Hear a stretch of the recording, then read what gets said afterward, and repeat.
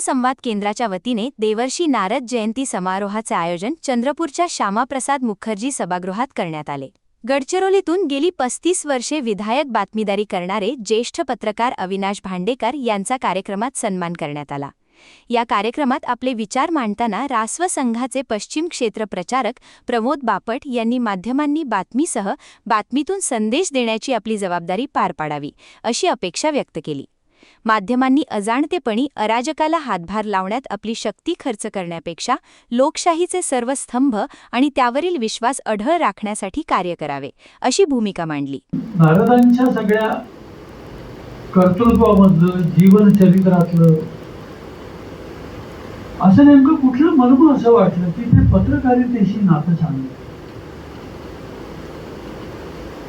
तर पत्रकारितेचं एक सगळ्यात महत्वाचं व्यवच्छेदक लक्षण आहे ते म्हणजे संदेश वहन।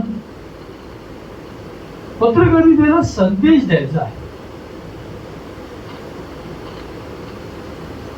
अनेकदा संदेश आणि बातमी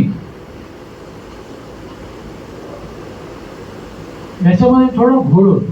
म्हणजे बातमी द्यायची की संदेश द्यायचा हे ठरत नाही आणि अनेकदा मग बातमी जिंकून जाते आणि संदेश मागे राहतो।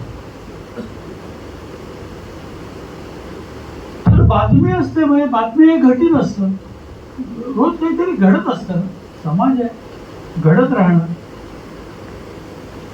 परंतु जेव्हा मला बातमी कोणाला तरी सांगावीशी वाटते ती सांगावीशी याच्यासाठी वाटते कारण त्याच्यात संदेश असतो।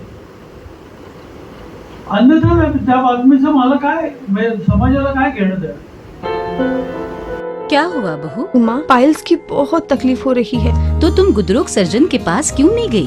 देखो, जैसे हार्ट के लिए हार्ट स्पेशलिस्ट, ब्रेन के लिए ब्रेन स्पेशलिस्ट, तो पाइल्स के लिए पाइल स्पेशलिस्ट क्यों नहीं? स्त्री हो या पुरुष, टॉयलेट में तकलीफ केवल पाइल्स ही नहीं और भी कई प्रकार के गुदरोग तथा कैंसर भी हो सकता है। इसीलिए इसकी प्रत्यक्ष जांच जरूरी है। ठीक है माँ, पर जांच के लिए हम जाएंगे कहाँ? वही काले आयुर्वेदिक पाइल्स हॉस्पिटल में। लेकिन माँ, प्रेगनेंसी में पाइल्स की दवाइयाँ? प्रेगनेंसी में आयुर्वेदिक दवाइयाँ सुरक्षित होती है। जनहित में जारी। काले आयुर्वेदिक पाइल्स हॉस्पिटल, औषधि चिकित्सा तथा सर्जरी ट्रीटमेंट उपलब्ध। हमारा पता उमरेड रोड, दिघौरी बस स्टॉप के पास, नागपुर। अधिक जानकारी के लिए वेबसाइट पर जाएं kalepileshhospital.com।